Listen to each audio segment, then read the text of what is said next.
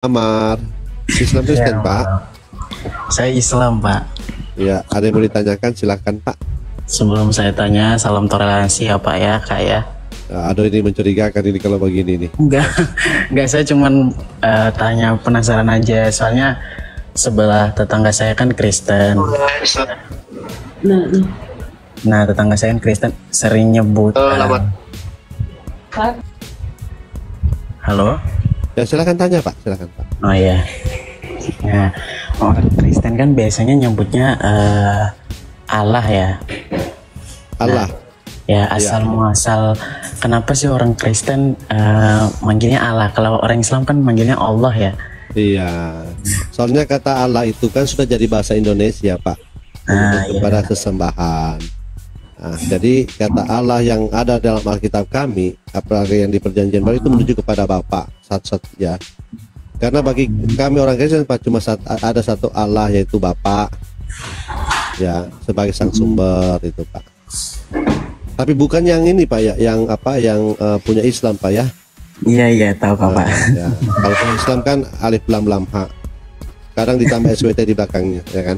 Dibukain aja dalilnya Pak lalu 1 Korintus 8 ayat 4 sampai 6. Boleh tuh, boleh.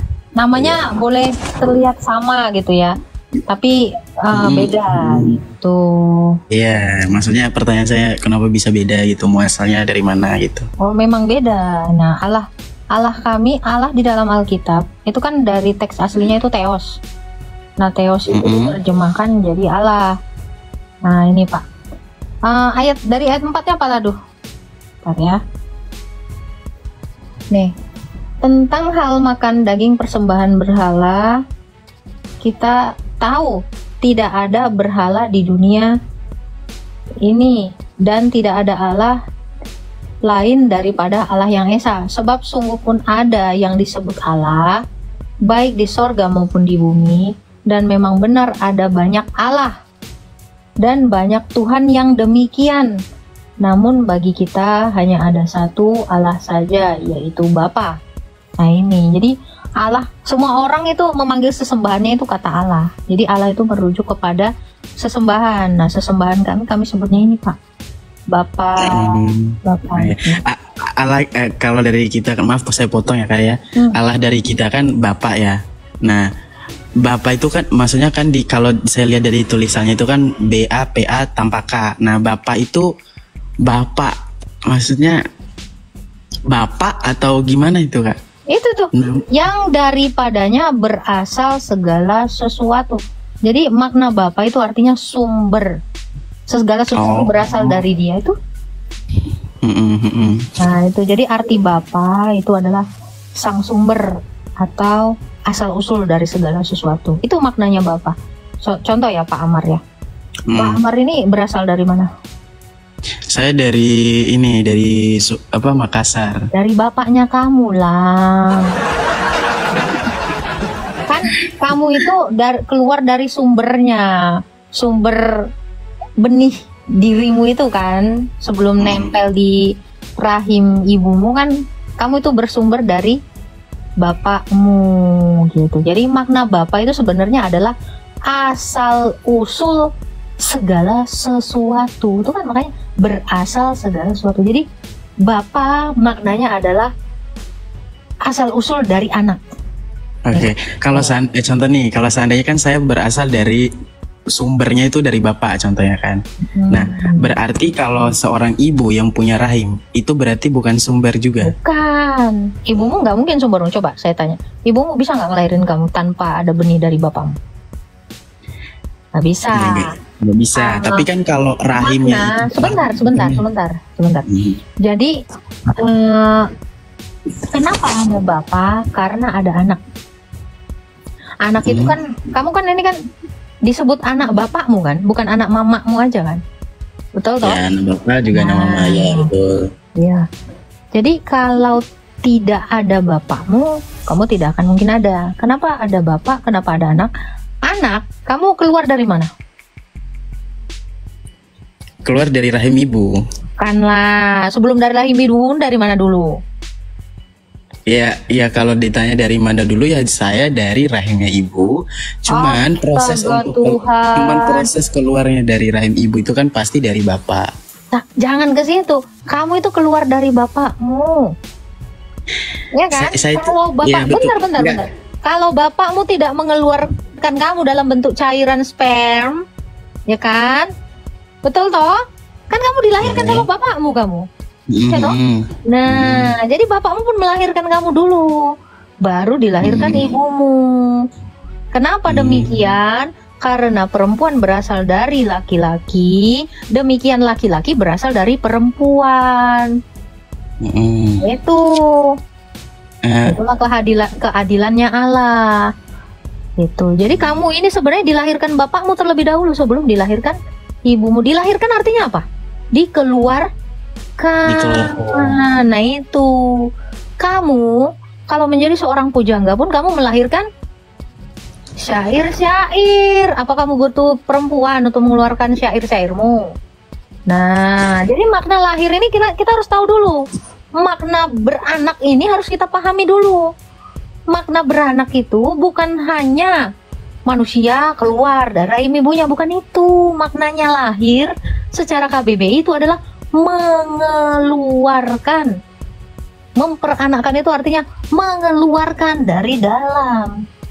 Tuh, cuman kan orang Islam gagal paham dengan mengatakan, loh, Tuhanmu beranak. Iya dong, mengeluarkan firman itu juga beranak, memperanakkan. Gitu loh. Ini ada dalilnya, Mazmur 7 ayat 2. Itu. Jadi saya mau juga membuka pikiran teman-teman muslim yang tidak paham iman Kristen secara kosakata bahasa yang baik, ya. Makanya saya buka forum kayak gini nih. Karena kalau sempat Allah itu tidak memperanakkan firman-Nya, maka Allah itu nggak pernah berbicara. Ya toh? Kan dia harus mengeluarkan. Arti memperanakkan tuh mengeluarkan. Nah, ini. Mazmur berapa tadi? 7 ayat 2. Oh, ini. Bentar ya, ini juga dijelaskan ini di Alkitab kami, makna memperanakkan itu. Nah, loh, Mazmur 2 ayat 7 ya? Mana sih? kembali. Mazmur 2 ayat 7. Nah, aku mau menceritakan tentang ketetapan Allah. Ia berkata kepadaku, anakku engkau telah kuperanakkan. Astagfirullah dulu. Hari ini. Nah ini firmannya itu maksudnya. Ya. Jadi kalau saya pun melahirkan pemikiran-pemikiran yang baru, bukan artinya itu keluar dari selangkangan, tetapi sebelumnya dikandung di dalam pikiran saya, dikeluarkan. Itulah arti dan makna dari melahirkan. Kita juga memperingati hari lahirnya Pancasila. Siapa bapaknya Pancasila?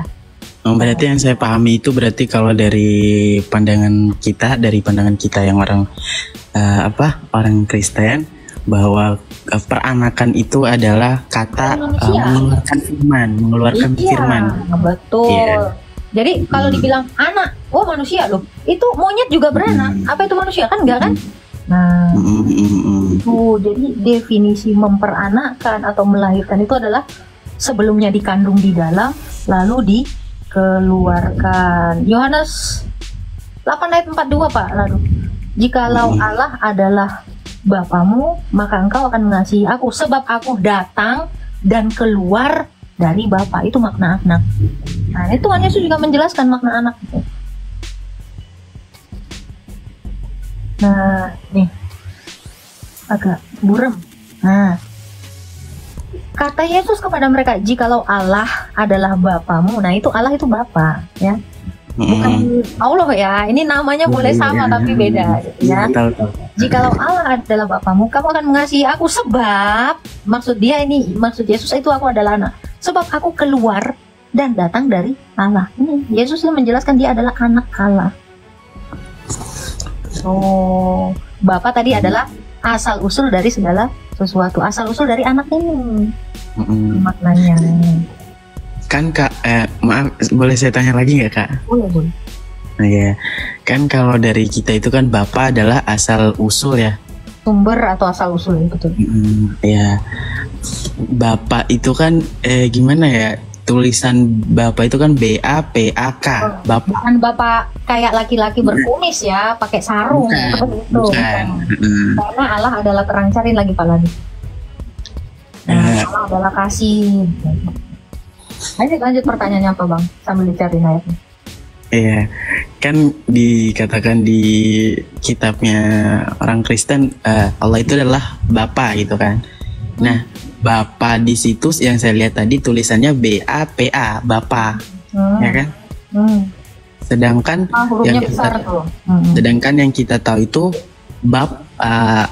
yang mengeluarkan kita. Contohnya asal usul saya nih berasal dari Bapak gitu kan. Kalau Bapak itu kan BAPAK, Bapak gitu kan. Tapi dari orang Kristen itu Bapak itu maksudnya memang bahasanya orang Kristen Bapak itu ada tulisannya BAPA, Bapak. Iya, saya masih bingung di situ.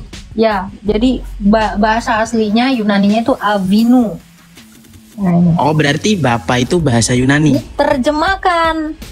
Nah, iya, Bapak itu bahasa Yunani dari Avi atau Abi. Nah, itu sama bahasa Yunaninya itu Avinu. Nah, kenapa dia disebut Bapa? Karena Allah kami itu tidak bernama. Allah itu tidak butuh nama seperti manusia. Itu. Jadi kami memanggilnya Bapa atau Awi karena dia adalah sumber segala sesuatu. Terus kalau Allah itu adalah Bapa, Tuhan Yesus itu Allah. Anak, iya anak. Firmannya berarti. Firmannya Allah pasti Allah kan. Oh, berarti Allah itu adalah Allah, cuman dia Allah kami memiliki firman. Firmannya itu Tuhan Yesus gitu. Ya, firmannya itu mengambil rupa manusia. Ya, Allah kami makanya kan disebut Tritunggal. Allah kami itu satu, yaitu Bapa. Dia memiliki firman, memiliki roh. Firman itu kan ucapan, perkataan, ilmu, logos ya kan, dan pikiran gitu. Iya. Berarti kalau firmannya itu contohnya Tuhan Yesus, kalau Tuhan Yesus ini firman itu bukan contohnya Tuhan Yesus, tadi kan saya bilang. Maaf, maksudnya firman itu adalah Tuhan Yesus. Ya. Dengerin dulu. Firmannya Allah, perkataannya Allah, itu sudah pasti Allah. Kayak kamu kan, perkataanmu itu pasti manusia karena kamu manusia kan. Secara hakikat. Jadi Allah itu adalah hakikat. Siapakah Allah kami atau sesembahan kami? Kami menyebutnya Bapa. Bapa itu punya firman. Nah, firmannya itu kan udah diperanakan nih, dikeluar nih dari diri Allah yang adalah terang. Tadi udah dilihatin ayatnya ya. Nah, terang, kalau Allah itu terang, maka firmannya adalah terang. Yohanes 1 ayat 9 sampai 10. Terang itu sedang datang ke dunia. Nah, lalu terang itu, yaitu sang firman itu mengambil atau menambahkan kodrat manusia. Kemanusiaannya itulah yang disebut Yesus. Kalau Allah kami yang sang terang itu dia memang tidak bernama. Allah kami itu tidak punya nama. Sang Roh Kudus, sang Firman, sang Bapa itu tidak bernama. Itu. Oh, gitu. Makanya ketika bertemu dengan Musa ya, coba bukakan Paladusi. Keluaran 3 ayat 14. Ketika Musa menanyakan, siapakah namamu Allah yang harus kusebutkan kepada bangsa Israel, kata dia gitu. Aku adalah aku. Jadi Allah kami itu tidak menamai dirinya dengan apapun, tapi dia mengatakan ini, aku adalah aku, atau Ehoemi dalam teks aslinya, atau Ehye Eser Ehye. Nah ini, jadi aku ya aku gitu. Aku ini ada tanpa apapun, maksudnya aku adalah aku ini berdiri sendiri gitu. Eho, ego, Emi. Gitu. Jadi memang Allah itu, Allah bangsa Israel itu memang memperkenalkan dirinya tidak dengan menyebutkan nama, karena Allah tidak butuh nama. Gitu. Nama itu kan disematkan hanya untuk manusia. Makanya Yesus itu nama kemanusiaan sang firman. Keilahiannya ya nggak ada namanya, disebutnya anak Allah. Dan bangsa Israel saat itu mengerti, paham sekali itu makna itu. Jadi kalau ditanya siapa Allahmu, Bapa, ya kami tidak bisa menamainya. Kenapa? Karena Allah memang tidak bernama. Oh, berarti kalau ditanya siapa Allahmu, berarti Bapa itu ya? Iya, Allah Tritunggal atau Sang Bapa. Sekarang berarti kalau ditanya siapa nama anak Allah, berarti Tuhan Yesus. Ya anak Allah itu ya Sang Firman, kemanusiaannya itu, kemanusiaan dari Sang Firman itu Tuhan Yesus. Itulah Tuhan Yesus. Sekarang saya tanya logika kamu ya. Kira-kira sebelum dunia ada, Allah ke Allah, sebelum dunia ada, untuk apalah Allah itu punya nama kalau dia hanya satu-satunya? Gimana? Ulang. Kan Allah itu satu-satunya kan kami tadi sebutkan ya. Namun bagi kita hanya ada satu Allah ya. Kalau Allah itu hanya satu, apakah dia perlu nama? Ya nggak perlu nama karena dia kan satu Esa. Iya, makanya kan Musa nanya kan siapa namamu? Tadi saya tuh nggak nganggap Allahnya kakak itu punya nama. Cuman saya bingung aja kan. Allah itu bukan nama juga. Iya maksudnya saya nggak nganggap kalau Allahnya Kak Agatha itu bukan nama karena saya bingung sering di sini tuh manggilnya tuh Tuhan Yesus gitu. Jadi yang saya bingung kan Allahnya berarti Tuhan Yesus gitu. Ya Tuhan Yesus itu adalah Allah dan manusia itu karena dia kan Allah, Firman kan itu. Firman. Jadi makanya banyak orang yang nanya siapa Allahmu? Ya Allah Tritunggal, Allah hidup, betul. Bapa itulah Allah kami. Gitu. Tapi itu tadi Bang Amar ya. Kalau Allah itu satu, kira-kira butuh nggak dia nama? Nggak butuh karena dia udah Esa. Iya, karena dia satu-satunya, the one and only. Kenapa manusia butuh nama? Ya untuk membedakan manusia yang membedakan yang lain. Iya, gitu. Ya.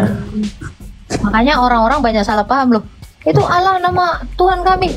Bukan, Allah kami memahami Allah itu bukan sebagai nama, tetapi itu adalah hakikat atau sesembahan. Gitu ya. Iya. Syukur saya masuk room ini belajar. Jadi paham ya. Jadi makanya kan kenapa saya buka room kayak gini, orang-orang tuh salah paham kan, tak kenal maka tak sayang gitu kan. Kalau nggak tahu ya tolong jangan salah paham dulu gitu. Ini Kak Agatha, saya kan baru-baru masuk live kita cuman dari kemarin saya pantau-pantau, saya lihat-lihat seru gitu pembahasannya. Padahal saya orang Islam. Nggak apa-apa, di sini memang jadi untuk teman-teman Muslim juga kan banyak yang nggak tahu nih kan. Kok orang tuh salah paham mulu, oh Tuhanmu manusia, kalian Tuhannya 3. Nah kalian nggak tahu, bukan 3, 1 tapi hidup. Itulah Tritunggal. Karena orang kan terfokusnya 3. Dia lupa 3 dalam 1 gitu. Kayak kita aja manusia kan 3 dalam 1 nih kan. Realita atau keberadaan nafas, keberadaan pikiran, keberadaan tubuh, ini juga 3 dalam 1. Kalau manusia itu 1 tapi kayak 1 cuman nyawa tok gitu, misalnya roh tok kan gentayangan kan. Kalau kayak badan aja nggak ada roh, nggak ada keberadaan roh, nggak ada keberadaan pikiran, nah itu mati kan, kayak mayat gitu kan. Mayat kan nggak punya roh, nggak punya pikiran gitu. Jadi satu yang mana nih? Pasti manusia satu ini manusia yang Tritunggal juga. Tapi paham ini kayaknya Bang Amar nih langsung paham. Iya. Makna anak juga udah tahu ya. Iya, karena kan saya lagi kuliah. Itu kan teman-teman saya pada Tuhan memberkati, Tuhan Yesus gitu. Oh, berarti Tuhannya Yesus itu. Jadi saya mungkin takdir. Jadi saya tanya di sini. Kalau saya tanya sama teman saya segan. Ada aja rasa penasaran sebagai manusia. Nah, ini juga banyak yang salah paham ya. Tuhan di dalam iman Islam mungkin dikira Tuhan sama dengan Allah ya, ya nggak sih? Enggak. Beda. Nah, kalau dalam Islam Tuhan itu sama dengan Allah, Allah itu sama dengan Tuhan. Kalau dalam Islam sama. Ya kan? Coba tanya Abang Amar aja lah yang tahu, Abang Amar. Iya kan? Kalau kita tanya Amar, siapa Tuhanmu? Man Rabuka. Ya, Man Rabuka ya Allah. Nah, itu kan sama kan? Rab kan itu Tuhan, kan? Tapi Allah Tuhan sendiri itu apa nama Bang Amar? Enggak, bukan nama dia. Dia nggak punya nama. Tapi teman-teman ini yang lain, Pak Amar yang lain itu berarti belum teredukasi. Mereka bilang nama, Pak. Makanya mereka protes. Kenapa nama Tuhannya mereka, Tuhannya Islam kita pakai? Aduh, kan beda. Iya. Beda sama, yang belajar sama enggak Bang Ladu. Ini kan yang belajar. Sudah beda sih menurut saya, karena kan kalau dari kita Bang Ladu Sing sama Kak Agatha kan di sini kan bilangnya Allah ya. Allah. Iya, kalau kita kan Allah. Ya, beda, Allah. Bang. Beda. Dan narasi selama ini bahkan sampai hari ini loh Pak Amar. Ada kalau orang Islam datang itu bilang, kenapa kalian pakai Pak ini curi nama Tuhan kami. Belum teredukasi Al-Quran. Soalnya kalau dari kitab kami Al-Quran tuh Allah ya Allah lagi Allah maksudnya Allah ya Allah. Dia nggak punya nama karena dia Esa. Ya betul. Cuma yang pemikiran kayak begitu kayaknya cuma Pak Amar toh. Kayaknya cuma Pak Amar doang. Banyak yang Ustadz juga kan ya Allah itu nama gitu kan. Allah nama. Itu makanya cuman Bang Amar ini yang agak beda gitu. Makanya kok lu nangkep yang gue jelasin karena itu yang pemahaman kami kan. Kok nama sih kan dia Tau nggak Bang? Makanya kan banyak teman-teman muslim yang di Malaysia itu kan komplain. Saya nanti nonton ceramah. Iya, coba atau iya. Bang, coba. Atau ke room Islam tanya deh. Makanya coba tanya, cari tahu deh. Iya, di sini saya mau nonton ya. Pak Amar, tahu tidak semboyan di Komal ini Pak Amar? Apa tuh? Islam sopan, kami curiga ini. Aduh. Salam toleransi Bang. Kan kalau dari kita sendiri itu sebenarnya ya Kak ya, satu, kalau kita sendiri itu kan betul-betul kalau nggak tahu ya orang yang belum paham betul kitab kami Al-Quran ngajarin lam yakullahu kufuwan ahad. Ya. Nah, untukmu agamamu dan untukku agamaku. Jadi di situ memang sudah diajarkan buat toleransi, menghargai satu sama lain. Oh salah, Pak Amar ini kurang dalam Islamnya ini. Kayak ini Pak Amar ini Islam awam dia ini. Bentar. Kurang dalam Islam ya berarti iya. Padu. Islamnya kuat. Iya. Apa namanya Islam awam ini yang kepala Bang Amar ini ya santri? Bukan, lagi kuliah. Iya, lagi nempuh kuliah aja. Ini pasti jurusan matematika yang diambil ini. Bukan ini. Saya memang anak santri. Tapi cuman sekarang untuk pendidikan, Mbak. Sekarang ambil bahasa Inggris. Oh, bahasa Inggris. Oh, bisa kita belajar bahasa Inggris sama Bang ini ya? Enggak lah, Mas. Coba Bang Ladu jelasin Bang Ladu. Coba. Karena dalam Islam begini, Pak. Dalam At-Taubah 29 itu dikatakan begini. Perangilah orang yang tidak beriman kepada Allah. Nah, ya kan? Berarti yang tidak beriman termasuk ya kami ini yang diperangi. Pala Dusing juga kurang kuat iman Islamnya. Ya, coba. Dengarin, ya gini, kalau dari kami itu kan penjelasannya kan gini Pak, ada Al-Quran sama hadis. Nah, kalau Al-Quran itu masih bersifat global, masih bersifat umum Pak. Jadi kalau Al-Quran, kok pasti banyak orang Islam tuh tanya-tanya, masa kayak kata-katanya sulit dimengerti gitu. Kayak contoh ini, dalam Islam hukumnya mencuri itu dipotong tangannya gitu. Kok dipotong tangannya? Maksudnya potong tangan itu bagian mananya aja, pergelangan tangan kah? Yang dicuri itu apa sampai dipotong tangannya gitu. Nah, ya betul Pak, betul itu. Nah, maksud dari jadi kalau seandainya tidak dijelaskan atau kata-katanya masih bersifat umum di Al-Quran, maka dijelaskan lewat hadis atau perkataan yang kita sebut itu perkataan Rasulullah. Nah, bahkan ini tuh sebenarnya betul Pak, perangilah orang-orang yang tidak beriman, betul. Cuman masalahnya itu adalah belum dijelaskan secara terperinci. Nah, yang menjelaskan secara ini kan masih bersifat global ya. Al-Quran itu bersifat global kalau menurut pandangan kami. Jadi kalau dia masih bersifat global, ada penjelasan yang terperinci, yaitu di bawahnya adalah hadis. Setelah hadis, kalau hadisnya belum terperinci, ya di bawahnya lagi ada ijma atau para ulama gitu. Coba bukakan surah Hud ayat 1. Oh, jadi Quran ini belum terperinci Bang. Jadi butuh bantuan hadis ya. Bukan terperinci, maksudnya kata-katanya itu semuanya sudah terperinci penjelasannya. Cuman kata-katanya itu kan mungkin ada beberapa manusia yang kurang memahami kata-katanya. Sebenarnya itu udah betul. Cuman kalau saya jelaskan lebih lanjut, perangilah orang-orang yang tidak beriman apabila orang yang tidak beriman itu bertentangan dengan kami. Ngerti nggak? Ya jelas pasti bertentangan lah. Enggak, maksudnya bertentangan itu kayak kita nggak buat, kan kita kan saling menghargai nih Pak. Nah, tiba-tiba Bapak mengolok-ngolok kami gitu, tanpa ada sesuatu penyebab, nggak ada nothing penyebab sama sekali gitu. Terus Bapak ngolok-ngolok kami gitu, kayak kamu ini gini-gini, Islam itu gitu-gitu, Muhammad itu gitu-gitu. Bentar dulu.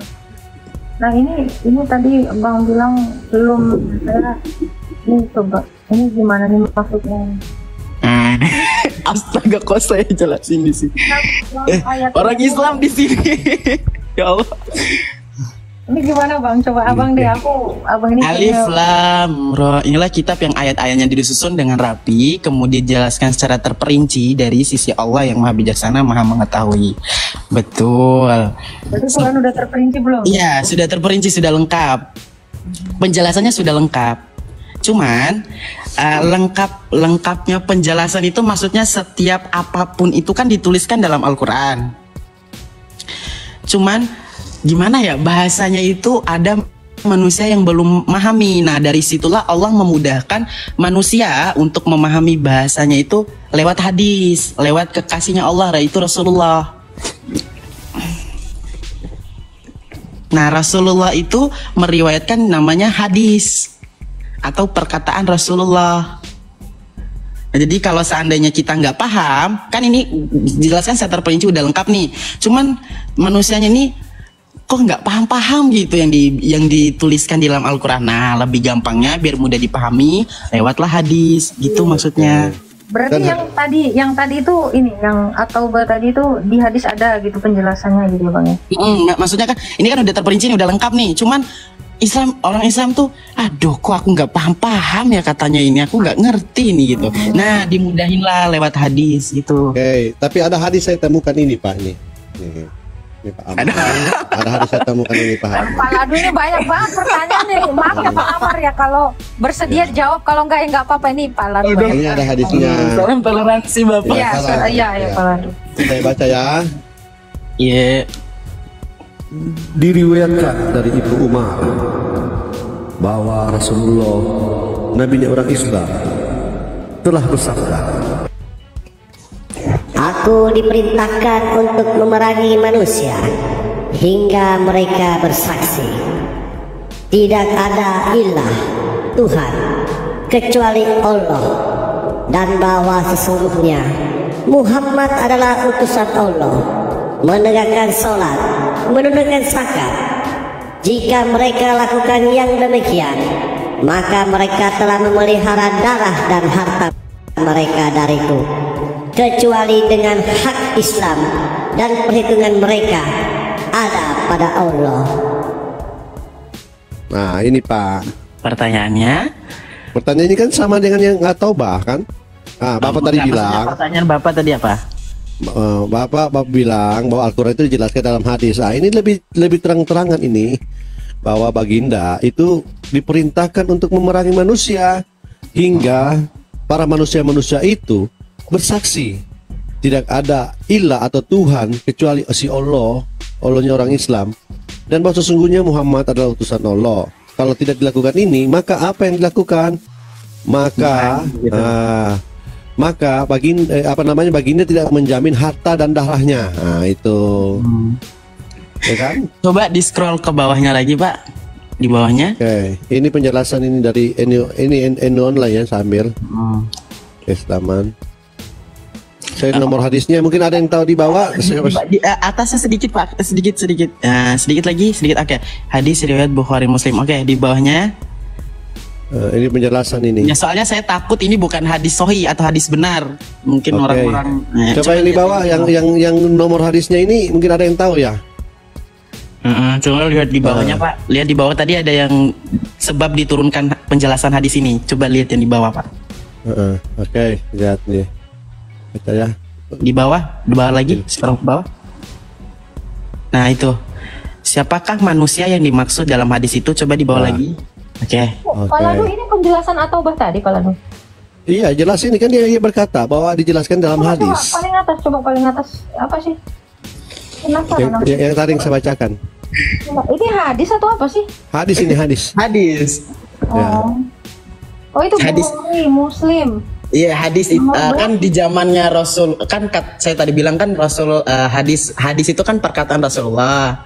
Jadi di zamannya Rasulullah kan itu ada yang namanya Bukhari Muslim, ada Imam Tirmizi. Nah itu orang-orang yang pada zaman bersama dengan Rasulullah itu menulis kata-kata Rasulullah itu gitu. Jadi direwetkan sama Bukhari. Iya. Ya kan, coba kan? Saya melihat. Iya, saya mau lihat yang tadi siapakah manusia yang dimaksud dengan hadis itu. Ya, yang ditujukan untuk hadis. Saya sampai bawah dia ini baca.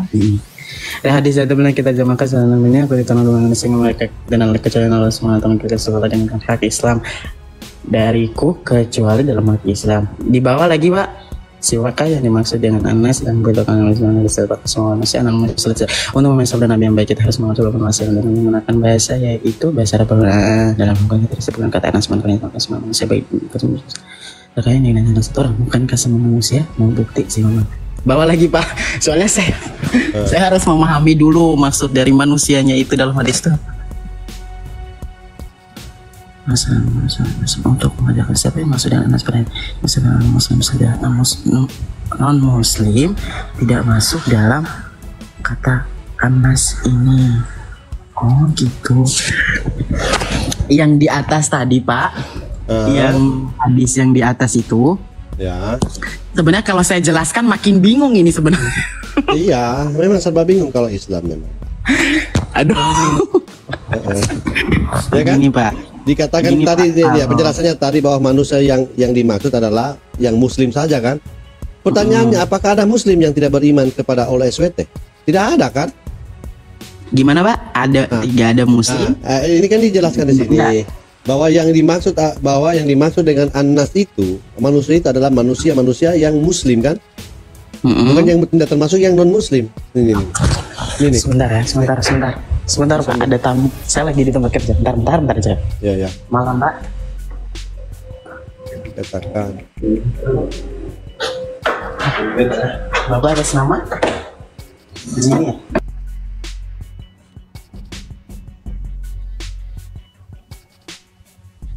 Siapakah yang dimaksud dengan Anas pada ayat ini? Apa nih Pak? Di sini dikatakan bahwa yang dimaksud tadi Anas itu orang manusia yang diperangi itu adalah yang muslim saja di sini. Non muslim tidak termasuk dalam kata Anas itu yang di hadis yang diperangi. Tapi kan apakah pertanyaannya apakah ada muslim yang tidak beriman kepada Allah SWT? Kan tidak ada.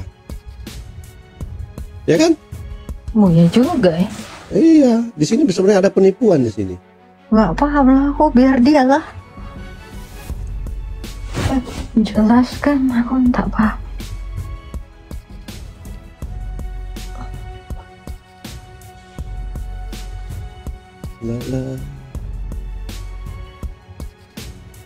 Hah? Ditegur ketua RT katanya dia.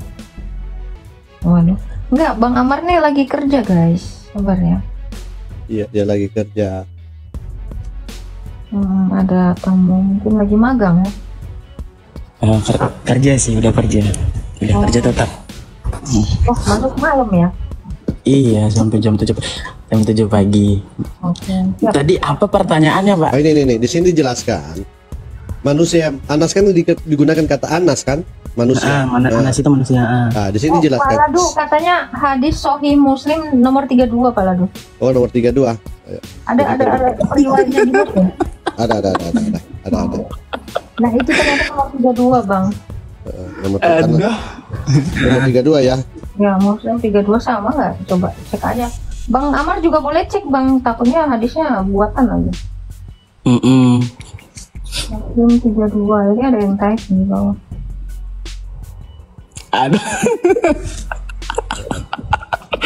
Aduh, ngeri ya Bang Ladu ya. Iya Pak. Banyak ensiklopedia hadis semuanya ada Bang Ladu. Ada. memang udah ngincar orang Islam. Jangan ini kan diskusi, jangan ngincer lah.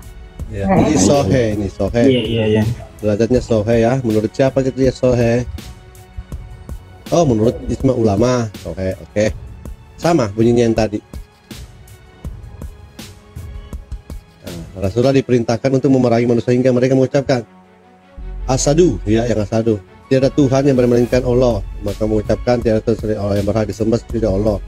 Kalau sudah mengucapkan itu, maka harta dan nyawanya itu akan dijaga sama baginda. Mereka telah menjaga harta dan jiwanya dari seranganku, dan ya kan? Nah, itu diperkuat lagi dengan Qiyas Al-Ghashiyah 21 sampai 22. Quran surah Al-Ghashiyah. Jadi gini Bang, boleh saya jawab dulu sebentar? Ya. Gini Bang, maksudnya itu kalau seandainya orang yang bukan Islam lagi dalam keadaan perang dan dia tersebut sudah masuk Islam dengan ditandai bacaan la asyhadu alla ilaha illallah wa asyhadu anna muhammadar rasulullah haula wala quwata illa billahil azim, maka Allah Subhanahu wa taala, Allah kita akan menganggap dia sebagai orang muslim yang apabila dia lagi dalam keadaan perang, dia adalah urusannya Allah. Itu. Iya kan? Jadi apapun yang terjadi sama dia itu udah dari Allah, karena dalam perang itu dia sudah ngucapin asyhadu alla itu yang merupakan tanda dia sudah masuk Islam. Kalau sudah ucapkan itu kan berarti harta dan nyawanya kan dijaga, harta dan nyawanya sudah milik Allah. Oke, bagaimana dengan yang tidak mengucapkan? Coba. Berarti ya, yang belum mengucapkan berarti bukan orang Islam gitu. Nah, berarti itulah yang orang-orang yang nyawa dan hartanya terancam kan? Iya, menurut pandangan kami sudah. Enggak, maksudnya kalau dari orang Kristen nih, contohnya kalau orang Kristen kan kalau enggak di situ dibaptis ya. Kalau orang enggak dibaptis berarti dia enggak ada keselamatan untuk masuk surga. Ya kayak gitu ya. Iya. Nah, tapi itu tidak dibunuh. Itu pun dari kita. Jadi kalau tapi itu kan tidak dibunuh. Beda dengan ini baginda langsung boleh membunuh ini. Harta dan jiwanya terancam ini. Ya, kita baca ya. Mana tadi tuh? Gimana? Gini Bang, maksudnya tuh seandainya nih saya sama Bang Ladu, toh? Nah, saya ini orang Islam, Bang Ladu nih dalam keadaan posisi jangan Bang Ladu deh.